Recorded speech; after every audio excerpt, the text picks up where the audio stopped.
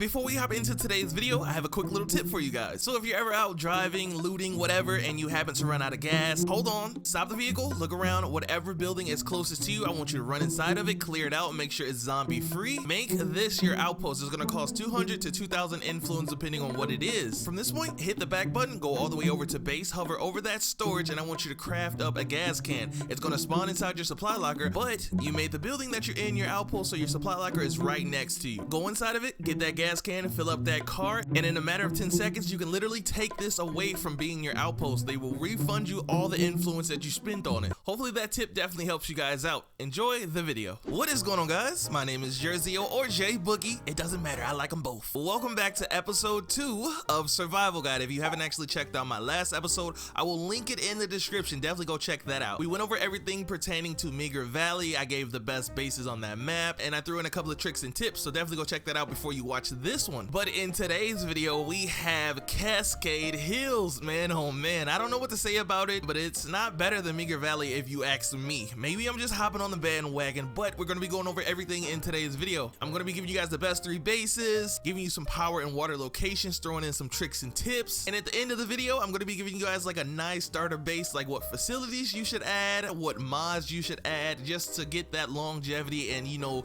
keep your community in good shape. So be sure to drop a like and also subscribe if you're new to the channel. Turn on those post notifications so you never miss a video. My name is Jersey-O, and let's go ahead and hop into it.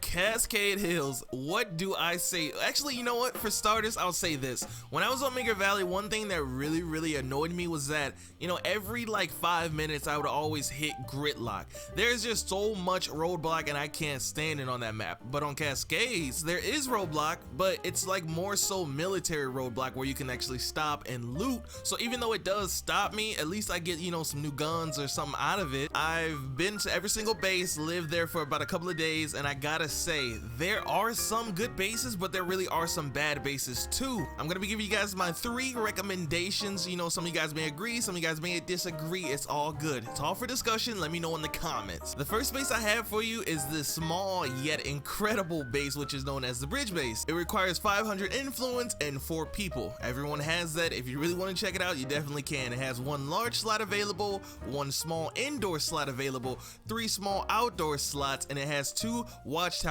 built in, east and west. It has clearable shelter beds. I always clear the beds and, you know, turn into something else. Oh, and for the people that are going to get this bridge base or at least come by it, there are actually some weapon caches that are really close to it. I'll drop the location.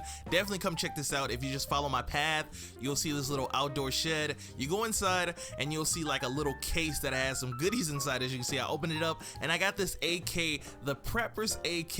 It had a drum on it and it held 75. I've never actually seen this before, but it's pretty cool. There's weapon caches all over for each map. If you guys want to see a video on me doing that, I definitely will. The second home base that I recommend is the corner office. It has a built-in kitchen, it has a built-in overlook, shelter beds that you can actually clear, 2 parking spots, which actually weirded me out because you'd expect more parking spots from like a base like this, 1 large slot, 1 small indoor slot, and 3 small outdoor slots. It definitely offers a lot, and I feel like you guys can definitely work with this. And the third and final base, and I'm sure you guys already know which one I'm going to say, is the container fort. Everyone always goes to this base. I really don't see what's the big deal about it, but it has a built-in fire safe storage 3. It has 3 parking spots, 1 built-in workshop, 2 large slots, and 5 small outdoor slots. Now that right there is just more than enough. But like I said, a lot of people like this base for some reason. Let me know in the comments what is so good about this base that, you know, brings attention besides all the slots it offers. But those are my 3 recommendations for home bases. Definitely check those out when you get a chance. And another thing I wanted to mention was that this map actually has some really big buildings that will give you some great loot. As you can see right here, this is the modern factory. There was like 6 things that I can loot, but it was really hard finding them.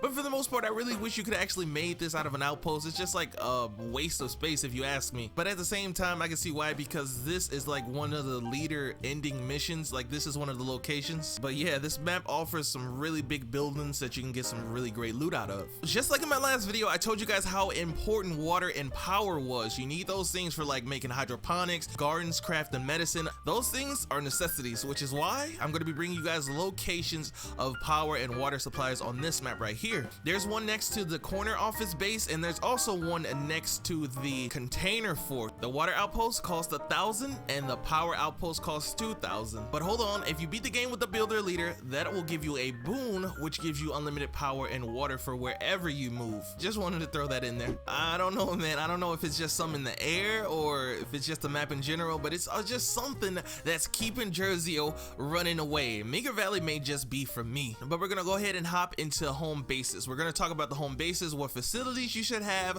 what mods should be installed, and overall how to keep a happy community. Now, I'm not telling you guys what to do. I'm only giving recommendations. You don't have to take my advice, but I will speak on it. So there are a few facilities that I feel like everyone should have at their home base. An infirmary is definitely a must-have, okay? And you're gonna want to fully upgrade that because once it reaches an infirmary 2, there is passive heal, which is really important. And also take it further than that so you can craft high-end strong painkillers. A workshop is also a necessity, but make sure it's a workshop 2 or 3 as well, because once it reaches a workshop 2, you'll be getting daily materials and you'll just get bigger benefits. And also some sort of food supply from a garden to a farm or hydroponics. I usually go with the hydroponics because I can make the most out of that, or maybe a farm, depending on like what base I'm at and how like many slots I have available. In some sort of bedding area, whether it's a barracks or just shelter beds, you need some sort of bedding area because a home base is not a home base without beds. With the infirmary, I have a pill press mod installed so that way whenever I craft meds, it'll be cheaper. And with my workshop, I have a hand press mod that lets me craft up 12 gauge shotgun shells, which everyone knows I love shotgun. I say it all the time. And also with your food supply, like I said, whether it's a garden, farm, or hydroponics, what mod is really good is a compost bin.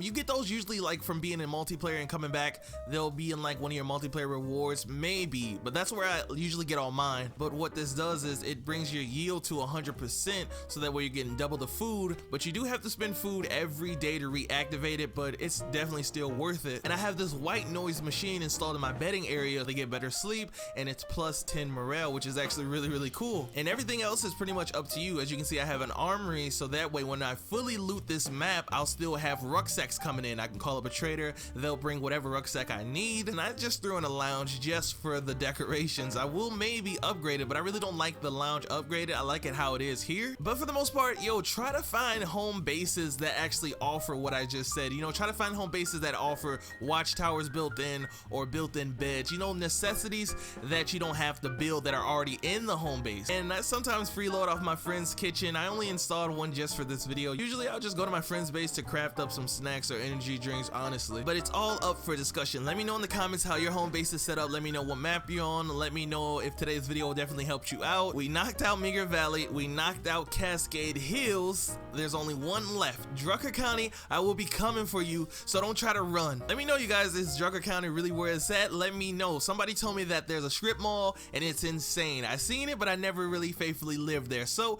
we gonna definitely see what it's about today. My name is Jersey. Hopefully you guys did enjoy. Hopefully you guys did learn something new. Be sure to drop a like and also subscribe. Turn on those post notifications so you never miss a video. I will be seeing you guys real soon with some more State of Decay 2 content.